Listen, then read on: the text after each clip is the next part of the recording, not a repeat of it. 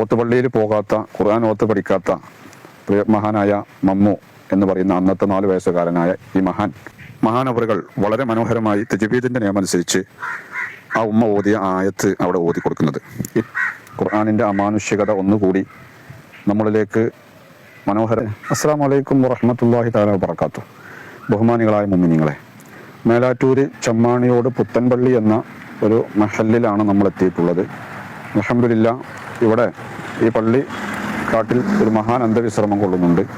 മഹാനവറുകളെ സിയാറത്ത് ചെയ്യാനും അതോടൊപ്പം ഇവിടുത്തെ ചരിത്ര സംഭവങ്ങൾ നിങ്ങളിലേക്ക് കൈമാറുക എന്ന് കൂടിയുള്ള ഉദ്ദേശത്തോടു കൂടിയാണ് ഞങ്ങളിവിടെ എത്തിയിട്ടുള്ളത്. ഇവിടെ അന്ത്യവിശ്രമം കൊള്ളുന്ന മഹാൻ നിങ്ങൾ ഈ ബോർഡിൽ കാണുന്നത് പോലെ മഹാനായ അൽ ഹാഫിള് മമ്മുമല്ല ഹാജി ഖദ്ദസല്ലാഹു സിറഹുൽ അസീസ് മഹാനവറുകളാണ്.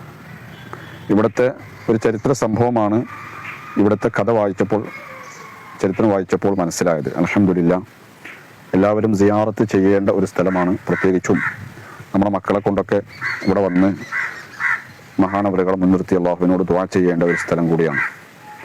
പ്രത്യേകിച്ചും ഖുർആനുമായി ബന്ധപ്പെടുന്ന മക്കൾ, ഖുർആൻ പഠിക്കുന്ന മക്കൾ, ഇവിടുത്തെ പ്രത്യേകത എന്ന് പറഞ്ഞാൽ ഖുർആനുമായിട്ടുള്ള പ്രത്യേകതയാണ്.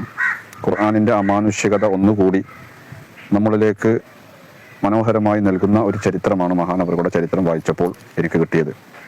മഹാനവറുകൾ ചെറുപ്രായത്തിൽ 4 വയസ്സായപ്പോൾ മൊല്ലാക്കയായ തൻ്റെ പിതാവിൻ്റെ കൂടെ ഒരു വീട്ടിലേക്ക് ചെന്നപ്പോൾ ആ വീട്ടിൽ ഒരു ഉപ്പ ഖുർആൻ പാരായണം ചെയ്തുകൊണ്ടിരിക്കുകയായിരുന്നു. ഓത്തുപള്ളിയിൽ പോകാത്ത, ഖുർആൻ ഓത്ത് പഠിക്കാത്ത മഹാനായ മമ്മു എന്ന് പറയുന്ന അന്നത്തെ 4 വയസ്സുകാരനായ ഈ മഹാൻ ആ ഓത്ത് കേട്ടപ്പോൾ തൻ്റെ പിതാവായ മൊല്ലാക്കയോട് ഈ ഓത്തിൽ തെറ്റുണ്ട് എന്ന് പറയുകയാണ്. അന്ന് 4 വയസ്സുള്ള ഈ കുട്ടി